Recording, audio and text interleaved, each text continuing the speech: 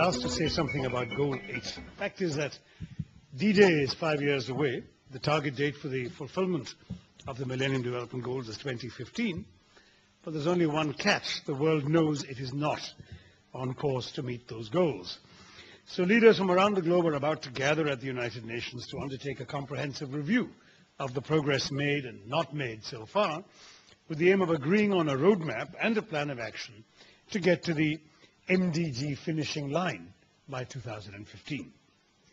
Now, I was at the UN myself in September 2000 when the world leaders met at the United Nations Millennium Summit and made a number of historic commitments, most notably to work together to free humanity from the, and I quote, abject and dehumanizing conditions of extreme poverty, unquote, and to make the right to development a reality for everyone. These pledges, now known in the UN's typical taste for acronyms as the MDGs, include commitments to improve access to education, healthcare and clean water for the world's poorest people, end slums, reverse environmental degradation, conquer gender inequality, and cure HIV/AIDS. It's an impressive and ambitious list, but its capstone is what the experts know as Goal 8, which calls for, and I quote, a global partnership for development. This includes 4 specific targets: an open, rule-based, predictable, non-discriminatory trading and financial system, special attention to the needs of least developed countries, such as export tariffs and enhanced development assistance, helping landlocked developing countries and small island developing states with the problems arising from their geographical bad luck, and taking national and international measures to deal with the debt problems of developing countries. Now, one of the memorable precepts from the Bible that we often forget if we ever knew it is from Luke, and for the devout amongst you, 12:35-48. It says, "From everyone who has been given much, much will be demanded, and from the one who has been entrusted with much, much more will be asked." To an extent, the spirit of Goal 8 of the MDGs mirrors this elegant biblical formulation. Think of the phrase, a global partnership for development. Note the words global, partnership, and development. These are big words containing even bigger ideas. But basically, it all boils down to a grand bargain.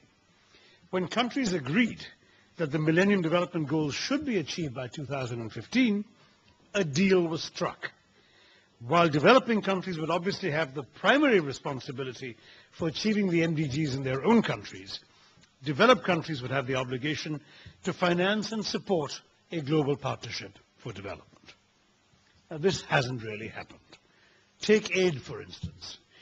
Last year, official development assistance, ODA as they call it, acronyms again, amounted to 119.6 billion, or 0.31% of the combined national income of the world's developed countries. Not only is this not even half of the age-old target of 0.7% of GDP for ODA, but measured in current US dollars, ODA actually fell by over 2% since 2008.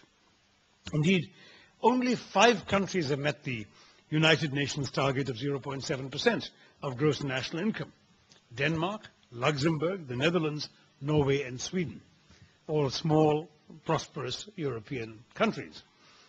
Dare one point out that at the G8 summit at Gleneagles and the UN World Summit in 2005, donors had actually committed to increasing their aid substantially by some $50 billion at 2004 prices, or to doubling their aid to Africa from 2004 levels by 2010. No, they haven't done that either.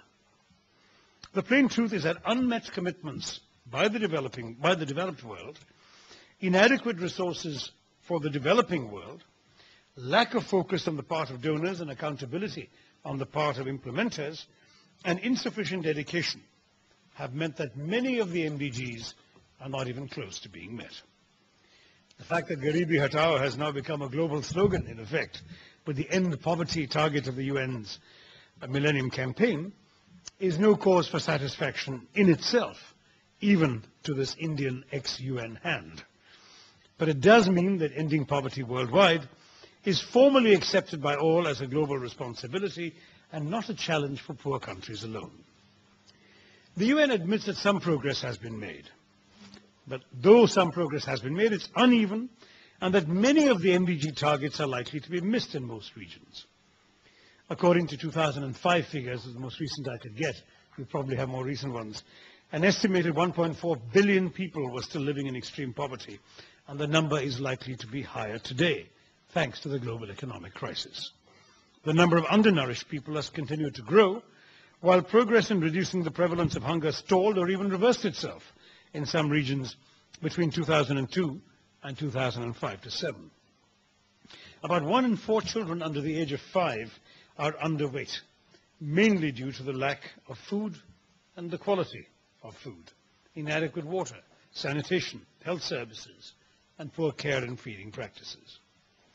Gender equality and women's empowerment, which are essential to overcome poverty and disease, and I'm not just saying that off the top of my head, there's actually studies demonstrating what a significant impact it has to actually empower women. In fact, after years of making speeches on behalf of the UN, I would keep getting questions from developed country audiences, what's the one thing we can do to make a difference? And it's the kind of question that brings out the most bureaucratic and even the most sort of passionate of communicators. You keep explaining that, in fact, one thing is never enough. There's a whole wide range of things you need to do and so on. But finally, I decided that I was going to say one thing. And I said, actually, I have a 2-word mantra: educate girls.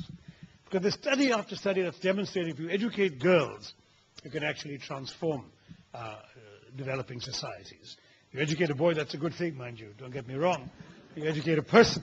But if you educate a girl, you do educate a family, and through her, and through that, an entire community, and change society. And these are studies done by the UN, the World Bank, UNESCO, UNICEF, over a number of years. So there's some documentation behind this. But anyway, even this has only made fitful progress, and there hasn't been enough improvement in girls' schooling opportunities or in female access to political authority. Trade is another area where much progress had been hoped for. And yet developed countries' tariffs on the imports of agricultural products, textiles and clothing, which are after all the principal exports of most developing countries, remain between 5% and 8% in 2008, just 2 or 3 percentage points lower than 1998. Now, some of the deficiencies have been made worse by the recent global economic and financial crises, which are still ongoing, and the food and energy crises, which seem more or less to be managed for now. But the shortfalls made evident in this process are clear. My strongly held view is that with just 5 years left to meet targets, the time has come to reinforce this goal 8 we've been talking about in 2 fundamental ways. Developed countries must make commitments both to increase the quantity of aid to developing countries and to improve its quality. In other words, to increase the effectiveness of aid. The bell was already tolling for them there. Now, what exactly does that mean? Increasing aid effectiveness involves ensuring that aid helps developing countries to improve the welfare of their poorest populations according to their own development priorities. So the developed countries need to recognize that the rich countries don't develop the poor ones. Developing countries develop themselves with the solidarity and help of those more prosperous and more fortunate than themselves. Goal 8 is therefore about establishing a genuine partnership between developed and developing countries in which they're both responsible for meeting the development targets. And mine is not merely an argument for more aid. It's an argument for more wisely directed aid. There are evident problems with current aid programs. First of all, not all aid works as intended. And second, not all aid is well directed. For instance, donors all too often feel obliged to do what they can to make their contributions visible to their constituencies and stakeholders. This creates a built-in bias towards spending money where it can be seen. Spanking new buildings housing hospitals or schools, for instance, which look good in photos given to aid givers, but which reveal little about how they're actually meeting the needs of the communities in which they are located. The donors are right that they need to persuade givers, whether private individuals or bureaucrats accountable to exigent taxpayers, that their money is being well spent. and that visible aid is necessary if it is to be sustained in future. But the photos do not show if the patients and students in those schools